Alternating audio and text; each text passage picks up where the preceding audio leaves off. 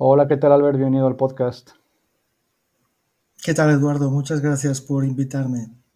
Muchísimas gracias por tu tiempo. Es un placer que estés aquí con nosotros, más por el tema que vamos a tratar, tener a un profesional como tú que nos pueda hablar sobre esto. La verdad es que es una gozada. Muchas gracias. Al contrario, gracias a ti por tu interés por el tema. Bueno, Albert, para que te conozcamos un poquito, ¿nos puedes contar una breve historia sobre ti y luego ya pasamos para ver qué es toda la actividad que hacen en el instituto? Perfecto. Pues mira, yo de hecho, ahora, bueno, como sabes, soy director de la Fundación Instituto Catalán del Corcho desde hace unos prácticamente 9 años ya. Y de hecho, fue mi primer trabajo después de la vuelta precisamente de México, donde estuve 2 años como expatriado allí en México y a la vuelta pues me surgió esta oportunidad. Yo, digamos, el mundo del corcho había sido ajeno para mí, aunque pues mi infantez de pequeño pues estaba rodeado de alcornocales por la región donde yo crecí, pero nunca les presté atención, sinceramente. Y curiosamente, ya te digo, en la vuelta de esta aventura mexicana, encontré esta oportunidad de trabajo y desde entonces, pues ha sido una pasión para mí y bueno, un recorrido de conocer cosas pues que no ha parado hasta el día de hoy. Entonces, un poquito, esta es mi historia rápida de formación. Yo soy licenciado en medio ambiente, la parte ambiental es mi expertise de formación y nada, más o menos este soy yo rápidamente. Genial. Espero que lo hayas pasado bien allá por tierras mexicanas. Así fue, así fue. Oye, bueno, antes de comenzar, como comentaste, ¿no? Estás con el Instituto Catalán del Corcho, ¿lo he dicho bien? Sí, Porque en la página, si entran a visitar, que es icsuro, o sea, ic de casasuro.com, bueno, el logotipo viene Institut Català del Suro. ujú, Eh, Evidentemente, bueno, está en catalán. ¿Suro es corcho en catalán o...? exacto, sí, sí, sí, es así. Suro es corcho en catalán. Y algunas veces nos hemos planteado, porque el instituto eh, se creó desde una perspectiva autonómica catalana, rápidamente pues ya cogió un ámbito estatal y ahora hacemos cosas pues todo el mundo. Y algunas veces cuando hemos cambiado el logo, cuando hemos hecho una reflexión estratégica, hemos pensado en cambiar el nombre, pero para que la gente sepa más qué estamos haciendo, pero bueno, al final es nuestro origen, también es un territorio corchero y siempre acabamos diciendo que se nos conoce así y este va a ser el Instituto Catalán del Suro pues durante muchísimo tiempo, yo creo. Ya es la marca, sí, sí, sí. No, Mm, era solo curiosidad porque, bueno, claro, no conocía la palabra, ¿no? Está, ujú, está muy bien, está muy bien. Oye, ya naturalmente. que rompimos aquí el hielo con esto del suro, que son palabras nuevas que aprendimos hoy, pues cuéntanos qué hace el instituto, un poquito también cómo nace o por qué nace y cuándo. Pues mira, el instituto nació hace ya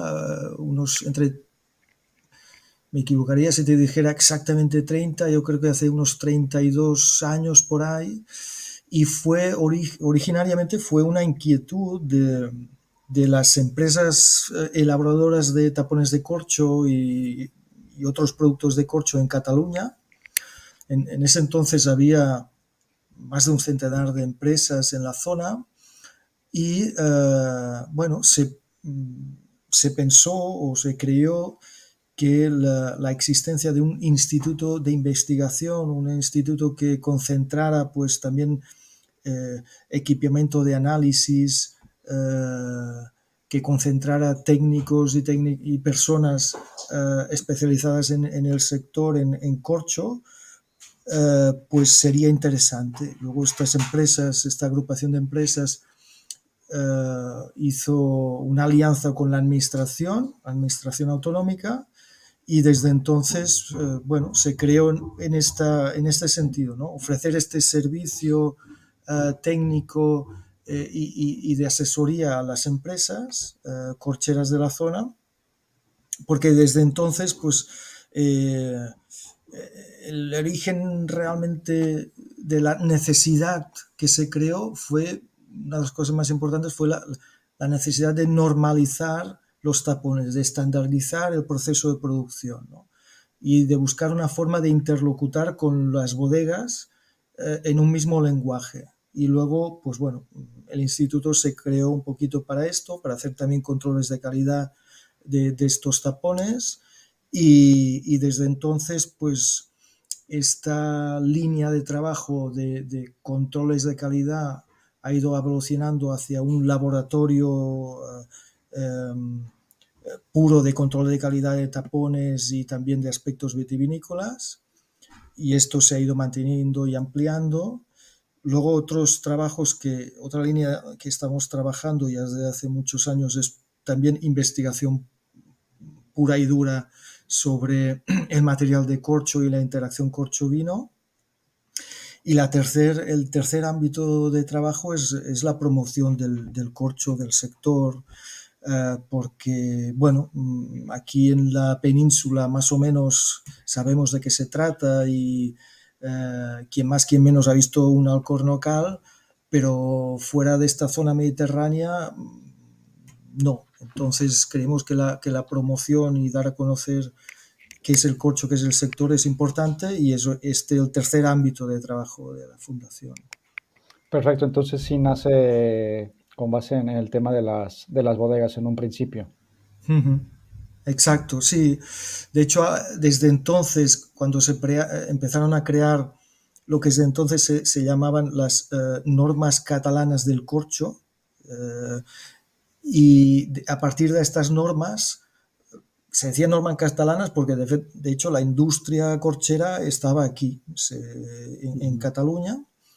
Luego estas ya se transformaron en las normas españolas, las normas UNE relativas al corcho, y también fueron también un espejo o un trabajo base para la creación de las normas ISO de control de calidad de tapones, ¿no? De hecho, los tapones de corcho son los únicos cierres que están normalizados, que hay unos estándares de calidad, de analítica y de propiedad del producto, y bueno, es las normas en que se basan a la hora de comprar, fabricar tapones de corcho, ¿no? Y este trabajo de normalización fue originalmente hecho desde la fundación, desde el Instituto Catalán del Corcho, y ahora pues coordinamos el grupo de trabajo, el Comité Técnico de Normalización Español, dentro de UNE, pues sobre normas de corcho, y se están generando nuevas normas, actualizando antiguas, etcétera, etcétera. Y bueno, podría parecer curioso porque al final tenemos una botella de vino y descorchamos un tapón y pensamos que el tapón pues es una cosa sencilla y que únicamente tapa y ya está, pero detrás de todo esto hay muchísimo trabajo y muchísima precisión también en esta elaboración. Y bueno, al final es un producto alimentario que tiene que tener muchos controles, y es lo que hacemos también en el laboratorio. Dentro de mi ignorancia en el mundo del corcho, yo tenía idea, bueno, que una de las principales zonas es Portugal, ¿no? Era Portugal. ¿Qué, tienes algún dato a lo mejor de la cifra, de la cantidad?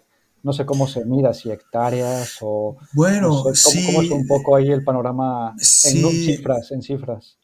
sí, pues yo te diría, a ver, cifras absolutas. Claro, No no, tengo buena memoria con las cifras absolutas, pero sí que relativamente te diré que de hecho España es el segundo país donde hay más superficie, más hectáreas de mm, alcornocal.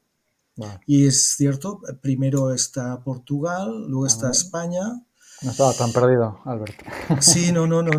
Y luego te diría, seguramente estaríamos entre está Francia, Italia y el norte de África, Marruecos, Tunisia, Argelia también hay corcho, pero prácticamente te he dicho ya todos los países donde hay alcornocal, que Mm, son estos, norte de África y Portugal, España, Francia, Italia. ujú, Y además en zonas, aparte de Portugal, sur de Portugal, donde hay realmente mucho corcho, muchas hectáreas de corcho, ya no, en otros países, tipo Francia, Italia y los otros que te he dicho, y la cantidad es bastante menor. Se concentra principalmente en la península ibérica.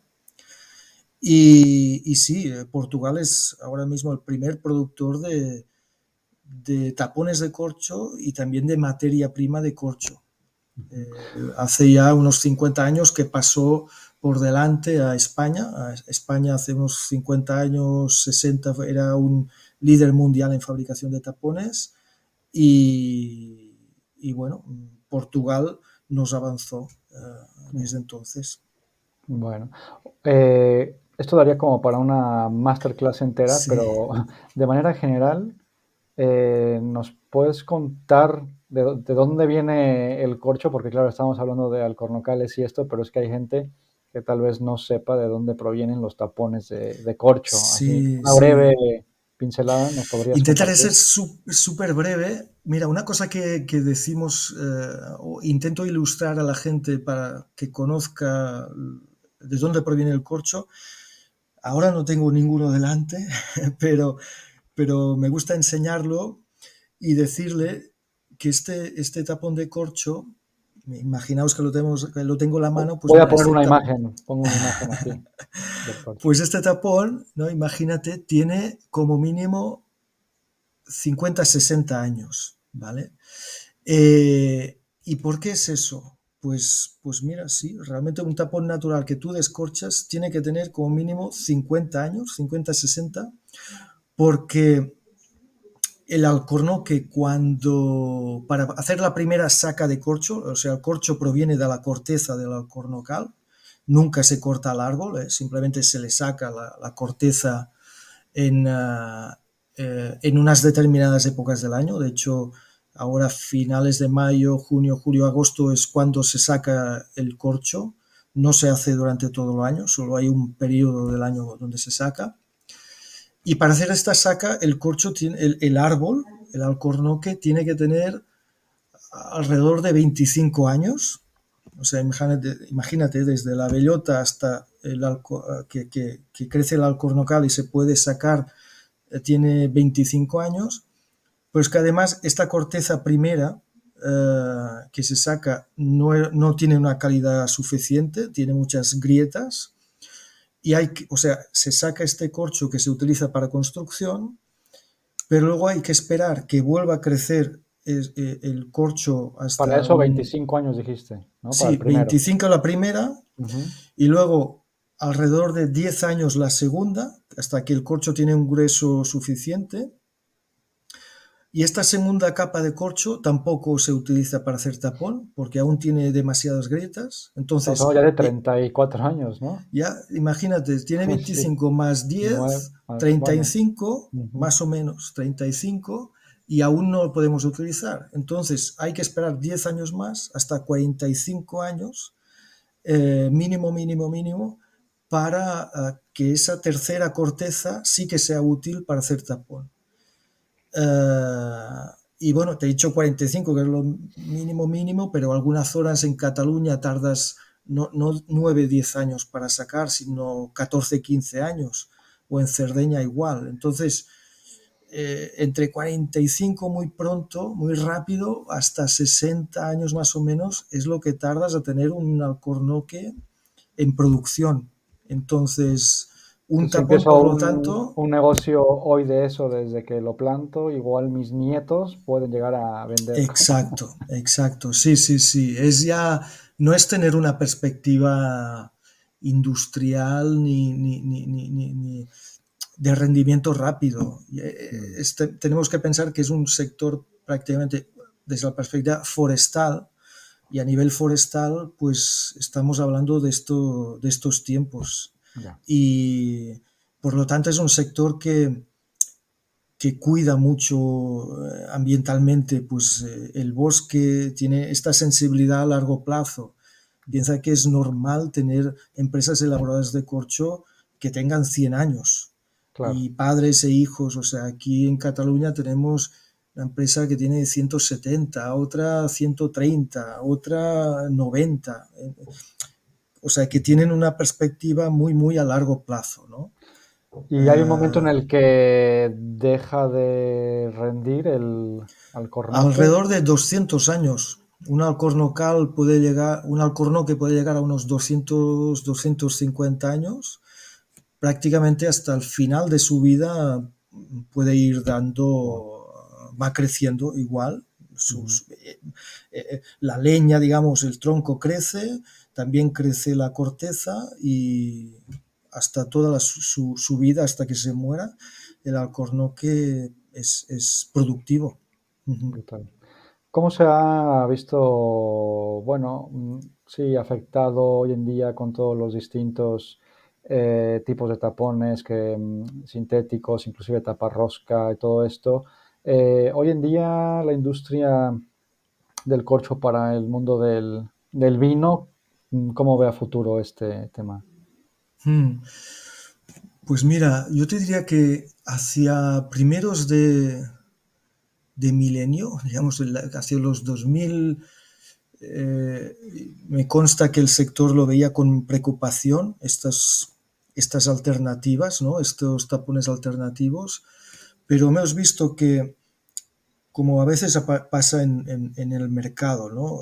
Es una novedad que al principio crece. Imaginaos que está dentro del porcentaje de tipos de tapones, pues al salir las primeras sintéticos de rosca fue una cosa que creció y luego hemos visto que ha ido reduciéndose y estabilizándose. Ahora mismo el corcho está alrededor de un 60-70% de, de, o sea, de todos los tapones del mundo está más o menos en ese sentido, en esa franja. Y ahora mismo yo te diría que no es una preocupación del sector del corcho los alternativos, porque se ha demostrado que el corcho, más allá de los aspectos ambientales y de sostenibilidad, que no hay comparación con roscas y plásticos, pues también se ha comprobado su efecto enológico, que no tienen otros tipos de cierres, ¿no? Bueno, bodegas que han pasado, dejaron el corcho para otros alternativos, han vuelto al corcho. Entonces, Ujú, nos preocupa más, yo quizá es un tema que le estoy dando vueltas últimamente, no tanto los cierres alternativos, sino eh, el fenómeno de backing box, fenómenos de lata, fenómenos que están diciendo que la botella de vidrio no es sostenible, y es mejor utilizar pues esto, backing box y otros modelos. Esto lo vemos con cierta preocupación y bueno, es un tema que estamos alerta. Y bueno, aquí también, si quieres, hablamos un poquito de ello, pero es un tema que sí nos preocupa porque estamos escuchando, sobre todo fuera de España, pues hay un movimiento que dice, oye, las botellas de vidrio hay que cambiarlas porque pues, tienen un impacto muy grande, pero no se dan cuenta que las botellas de vidrio están asociadas al tapón de corcho normalmente, ¿no? ujú. Y el tapón de corcho tiene detrás toda esta parte de cuidado de gestión de sostenible del alcornocal, tiene detrás toda esta parte de trabajo en zonas rurales, toda esta parte cultural, etcétera, etcétera, ¿no?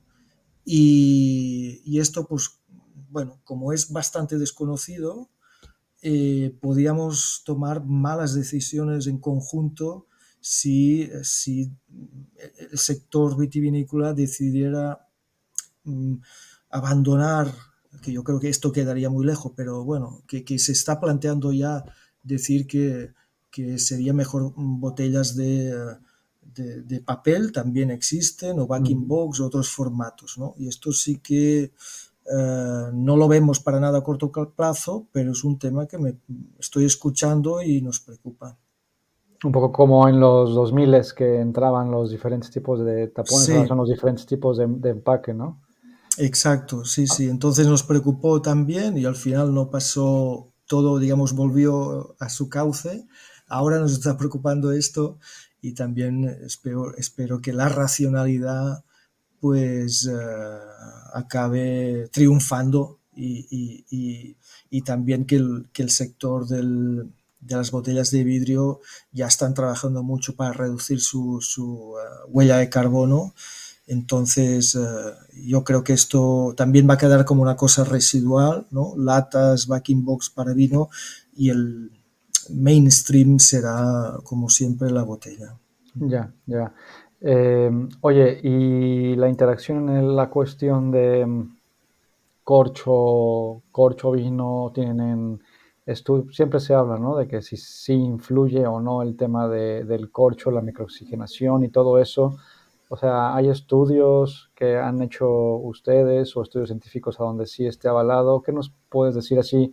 Sé que te digo esto daría para una masterclass, pero ¿qué nos podrías decir así en términos generales sobre la interacción del corcho Hmm. vino en sus beneficios enológicos? Sí, pues mira, como decías, Eduardo, el tema, digamos, la variable clave que hemos comprobado que contribuye desde el tapón de corcho a la evolución del vino es esta microoxigenación, es esta permeabilidad al oxígeno que tiene el tapón.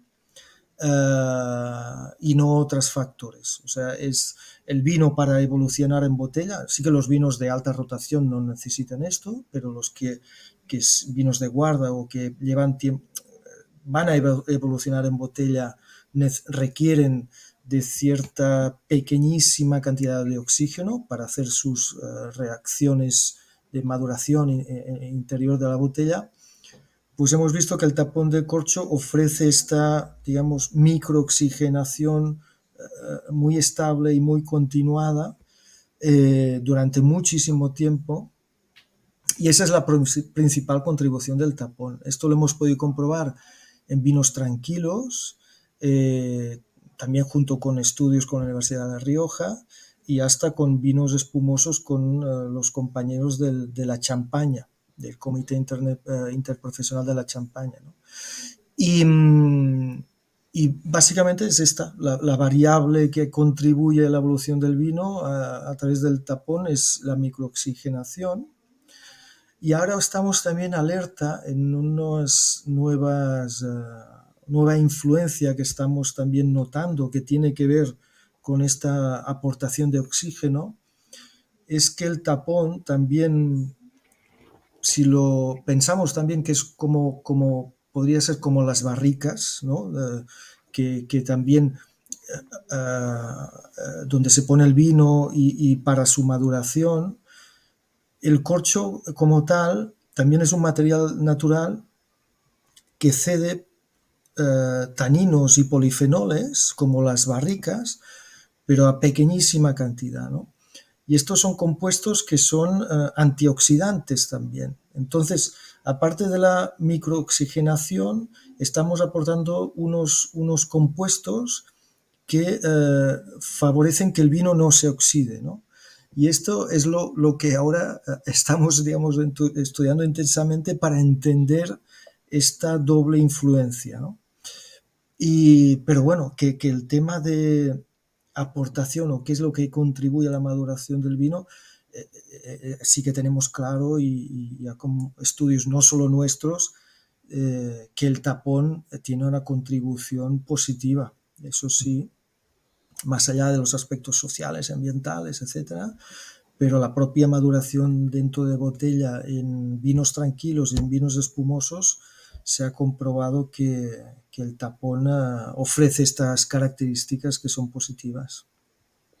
Sí, también más allá de todo el rito, ¿no? Que le llaman que es, Sí, es diferente descorchar una botella de taparrosca a quitarle el tapón de corcho a otra, ¿no? sí, así es, así es. Y aún nos queda recorrido, ¿eh? Ahora hablas de este tema ritual, pues hablando con enólogos y sommeliers también, yo creo que el tema del tapón de corcho no está suficientemente aprovechado, ¿no? Al final Ujú, siempre decimos que, como dices, beber vino también es un ritual, descorchar es un ritual y, y, y lo importante de este ritual es también contar una historia sobre ese vino, ¿no? Y si solo contamos la historia del vino, nos estamos dejando una pequeña parte, pero que tiene muchísima historia detrás, ujú, que el sector vitivinícola no lo ha aprovechado. Esto es una cosa que nos gustaría, ¿no? Que el sector aprovechara también la historia de este tapón, de este corcho. Y además, sobre todo aquí en España, que tenemos vino, tenemos corcho y lo estamos exportando a todo el mundo y este potencial que tiene de contar historias también el corcho no lo aprovechamos, ¿no? Algunos sí, algunas ya sommeliers lo están haciendo y quizá habrás visto en restaurantes, bueno, que descorchan las botellas con mimo, además te dejan el tapón ujú, bien colocado, hasta con una azafata al lado de la botella para que lo puedas también apreciar. ujú. Y bueno, y también, digamos, este ritual del corcho, de ponerlo en valor, se está empezando a hacer, ya también se hacía hace tiempo, pero esta historia que tiene que contar el corcho creo que aún no está Sí, suficientemente aprovechada. pues mira, es un llamado a todos los sommeliers y profesionales del mundo del vino a que también cuenten una historia sobre el corcho. La verdad que sí, habría, bueno, yo estaría interesado en saber al respecto cuando descorchen alguna botella, ciertamente. Exacto, ¿no? Bueno, Imagínate, ¿no? Esto es lo que te decía, mínimo de 45 o 50 años, tiene mucha historia. sí, sí, sí. Entonces, se puede contar, ¿por qué no? Ujú. Oye, y regresando un poquito al tema del árbol, en caso, ¿no? Hipotéticamente que se dejara de utilizar, ¿los árboles producen alguna otra cosa? ¿Se puede utilizar para alguna otra cosa? O Bueno, depende de qué zonas. Sí que en las dehesas, por ejemplo, de extremeñas, eh, pues allí aprovechan, aparte del corcho, pues los frutos del alcornoque para dar comida al cerdo ibérico. También esto es la imagen típica, ok, ¿no? Pero más allá de hecho, el corcho sí que es lo que genera más valor claro. al cornocal y bueno, si se les dejara de utilizar, tendría muchas implicaciones, ¿eh? Más allá de Una mesa las... de alcornoque podría ser, ¿o no? Podría ser, pero imagínate, ahora eh, lo que se está haciendo es una gestión sostenible. Además, el cornocal es uno de los hábitats que tiene mayor biodiversidad del mundo, y esto es cierto, tiene una biodiversidad de especies muy elevada, especies de fauna y flora, y además está protegida por la Red Natura 2000 europea, o sea que los alcornocoles están, la gran mayoría están protegidos por normativa y la explotación que se hace es una explotación sostenible, o sea, no se corta el árbol, se hace en una época determinada, con unos permisos determinados, y lo que pretende, digamos, cuando alguien va a descorchar es cuidar al máximo el árbol para que los años sucesivos vaya produciendo corcho de calidad. Entonces, me costaría imaginar Ujú, que ujú. esta actividad que tiene pues tantas derivadas culturales, sociales, hasta arquitectónicas, asociadas a todo este mundo del corcho, hasta temas de lingüísticos, porque hay toda una lengua asociada a este trabajo de descorchar y el trabajo del corcho. Hay diccionarios solo de corcho, y museos de corcho también. O sea, toda esta historia me costaría mucho imaginarme que esto se dejara de lado, porque es una riqueza cultural, social, económica enorme. Perfecto. Oye, ¿nos podrías comentar un poco algunas variables para determinar la calidad de entre un corcho y otro, partiendo que tienen la misma dimensión a lo largo, ¿no? Que eso lo determina el tiempo Sí, de sí, sí. sí. Bien, nosotros siempre decimos que si hablamos, digamos, voy a diferenciar muy rápido el vino tranquilo, o sea, el vino sin gas, vino que Ujú. conocimos, el vino tinto, el vino blanco, y luego el vino espumoso, champáns, cavas, otros lambruscos, etcétera. Pues para el vino tranquilo siempre asociamos a niveles de calidad, pues hay una gama de tipos de tapones. El tapón, digamos, natural es el que entendemos como el rey, es el tapón de más calidad. El tapón natural es el que todo es una pieza de corcho completa, ¿vale? Que imagínate la parte de corteza del árbol, se le hace un, un agujero cilíndrico y después se trata, etcétera, etcétera, se pule, pero toda esta pieza completa es el tapón natural y es el de más calidad. Luego tenemos el siguiente, podríamos hablar del tapón colmatado, que es un tapón que, digamos, algunas impurezas o agujeros se tapan con mismo polvo de corcho y un adhesivo Mm, alimentario. Y luego tendríamos los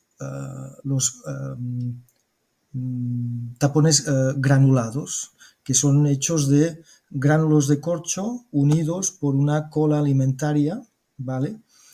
Y luego los microgranulados, que al final es un granulado de un diámetro más pequeño, ¿vale? Entonces estaríamos de piezas, digamos, lo de más calidad, una pieza completa, hasta lo que son trozos de corcho unidos de forma con una cola, ¿vale? Esto sería como la gama de los tapones para vinos tranquilos.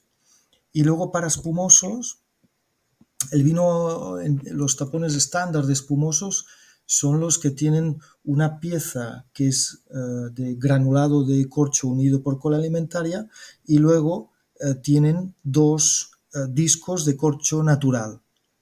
¿Vale? ujú. Estos dos discos, si te fijas en botellas de cava, por ejemplo, de cierta calidad, pues tienen todas esta forma. Y luego la diferencia de calidad en estos tipos de tapones es cuando vamos sacando discos naturales, ¿no? El disco natural es el que está en contacto con el líquido, entonces podemos encontrar dos discos, que es lo estándar de buena calidad, podemos bajando calidad solo un disco, o ya el de menor calidad es que es todo granulado, Ujú. que es, digamos, el tapón de corcho que podemos encontrar bueno, de menos calidad, digamos. Muy bien. Y supongo que, bueno, cada uno ahí tendrán ya estudios de la interacción que tiene cada tipo de corcho con los vinos y tendrán ahí sus Sí, historias también, ¿no? sí, sí, al final también es una decisión de precio, ¿eh? Ujú. Los de más calidad, pues sí, son más caros Claro. y los de menos más económicos. Y al final sí que es cierto en cuando pues las bodegas a veces toman decisiones por cuestiones de calidad, que acostumbran a siempre a colocar pues, tapones naturales, por ejemplo, y luego hay algunas bodegas que deciden pues a nivel de marketing que quieren utilizar y utilizan pues tapón granulado, por ejemplo, completamente, ¿no? Claro. Pero es función de costes y también de cuál te ofrece más seguridad y si son vinos de rotación rápida o son vinos de guarda que necesitan pues un tapón que tenga la permeabilidad al oxígeno correcta. Muy bien, perfecto. Albert, muchísimas gracias por toda la información. Al Veo que en contrario. el instituto tienen área de I+D, investigación y Ujú. desarrollo. Si no me puedes decir, no te preocupes, pero algo que estén cocinando por ahí que puedas contar, alguna novedad que venga en el futuro, algo interesante que hayan hecho o estén haciendo. Bueno, bueno, O en el sí, futuro hay que alguna cosa. para...